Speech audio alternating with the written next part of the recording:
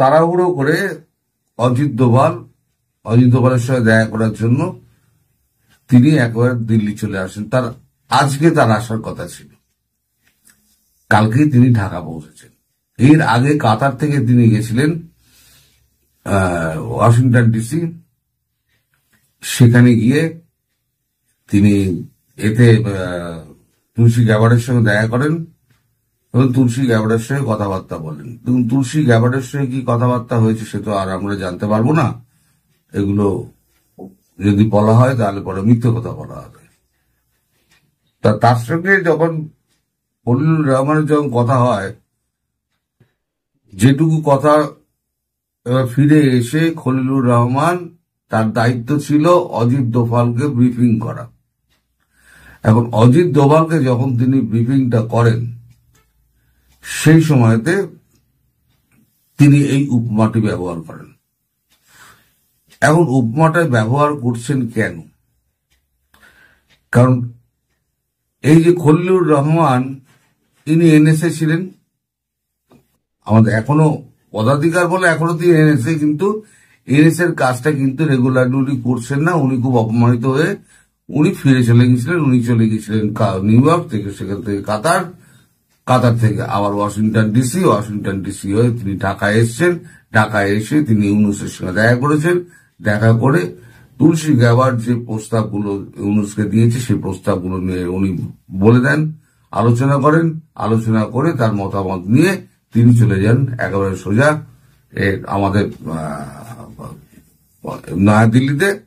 এখানে আমাদের এনএসএ অজিত দোভালের সঙ্গে তিনি দেখা করেন। গতকালকে একটা রাত্রিবেলার শর্ট মিটিং হয়েছে, আজকে সকালবেলা আর একটা মিটিং হয়েছে, মোট দুটো মিটিং হয়েছে। এখন মিটিং এর বিষয়বস্তু আমি এখনো পুরো জানতে পারিনি, তবে যেটুকু জেনেছি যে আমেরিকা বলেছে ইউনূসকে স্টেপ ডাউন করতে, যে আপনার অনেক হয়েছে, এখন আমরা আপনার পেছনে অর্থ খরচ করব না, আর আপনি যা করেছেন দেশ জঙ্গিবাদে ভরে গেছে, আপনি স্টেপ ডাউন করুন, ক্ষমতা আপনি দিয়ে দিন রাষ্ট্রপতির হাতে। রাষ্ট্রপতি সংবিধান অনুযায়ী তিনি একটা নির্বাচনের ব্যবস্থা করবেন, অথবা তিনি যে প্রধানমন্ত্রী আছেন, নির্বাচিত প্রধানমন্ত্রী আছেন, তাকে ডেকে পাঠাবেন। ডেকে পাঠিয়ে তিনি ক্ষমতা তার হাতে দিয়ে দেবেন। এটা গিয়ে আপনি বোঝান, আমাদের তরফ থেকে তাকে বোঝান। খলিলুর রহমান তাকে বলেছেন, সেখান থেকেই জানা গেল যেটা অজিত দোভালকে গল্পটা কথাটা বলেছেন। খলিলুর রহমান তাকে তখন তুলসী গ্যাবার্ডকে বলেন যে আপনারা ফ্র্যাঙ্কেনস্টাইন তৈরি করে ফেলেছেন, এই ফ্র্যাঙ্কেনস্টাইনকে এখন আর থামানো যাবে না। বাঘ এখন রক্তের স্বাদ পেয়ে গেছে, এই আর আজন্ম যতদিন বেঁচে আছে সেই ক্ষমতা ছাড়বে না। আমার যতদিন রিডিং, খলিলুর রহমান তুলসী গ্যাবার্ডকে যেটা বলেছেন, আমার যতটা রিডিং, সেই রিডিং অনুযায়ী আমি আপনাকে বলছি, উনি যতদিন বেঁচে থাকবেন উনি ক্ষমতা ছাড়বেন না। ফলে আপনারা যতই অনুরোধ উপরোধ করুন না কেন, আমি যতই তাকে গিয়ে বলি না কেন, তিনি তার সিদ্ধান্তে অটল থাকবেন। তখন উনি বলেছেন ঠিক আছে, আপনি এক কাজ করুন, আপনি এই কথাটা গিয়ে আপনি অজিত দোভালকে বলে দিন ভারতে গিয়ে, এবং অজিত দোভালের সঙ্গে আমি ফোনে কথা বলব। উনি তারপরে ঢাকায় আসেন। তুলসী গ্যাবার্ডের সঙ্গে কথা অনুযায়ী উনি তুলসী গ্যাবার্ড যেটা বলেছিলেন, উনি এসে তুলসী গ্যাবার্ডের কথা ডক্টর ইউনূসকে বলেন। ডক্টর ইউনূস যমুনায় গিয়েছিলেন, যমুনায় গিয়ে ডক্টর ইউনূসের সঙ্গে মাত্র 12 মিনিটের কথা হয়েছে। ঢুকেছেন, কথা বলেছেন, বেরিয়ে এসছেন। টোটাল সময় হচ্ছে কথা বলার সময় 12 মিনিট, মুখোমুখি যে কথাটা হয়।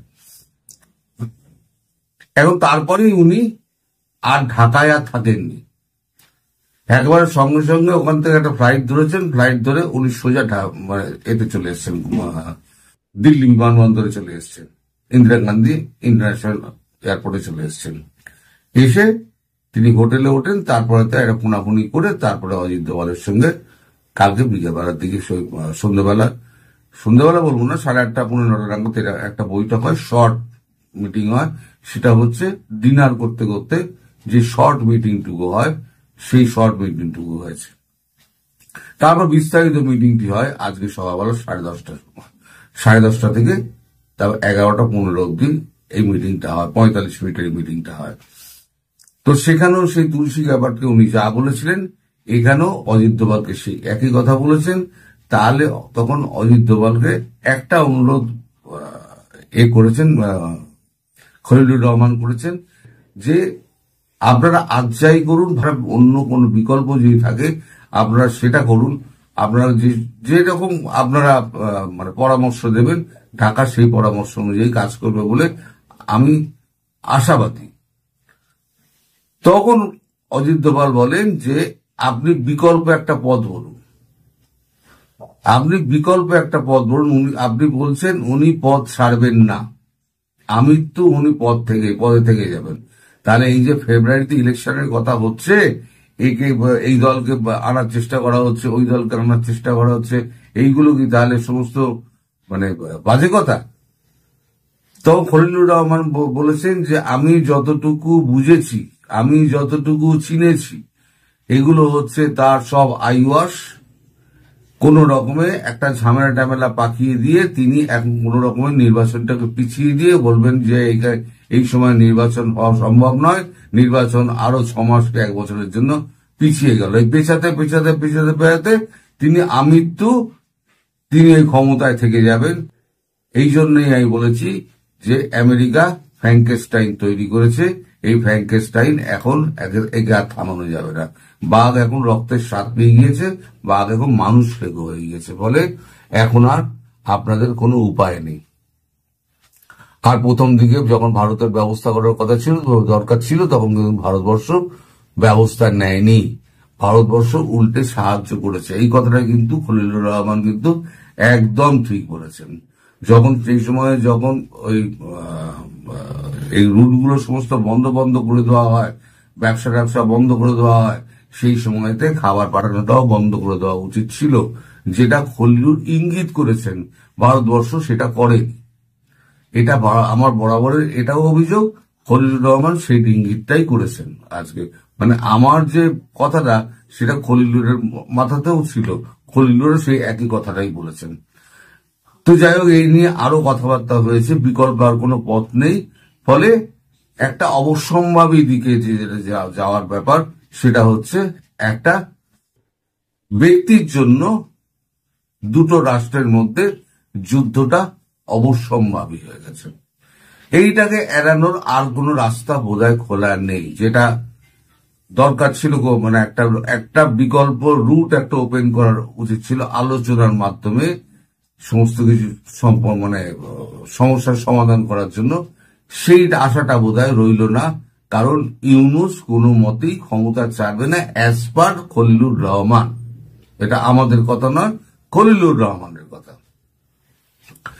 খলিলুর রহমান আগামীকাল একটা মিটিং আছে আমাদের, আজকে এবং আগামীকাল হায়দ্রাবাদ হাউসে কলম্বো কন্ট্রোলের মিটিংটা আছে, সেটা অ্যাটেন্ড করে খলিলুর রহমান তিনি আর ঢাকা ফিরবেন না।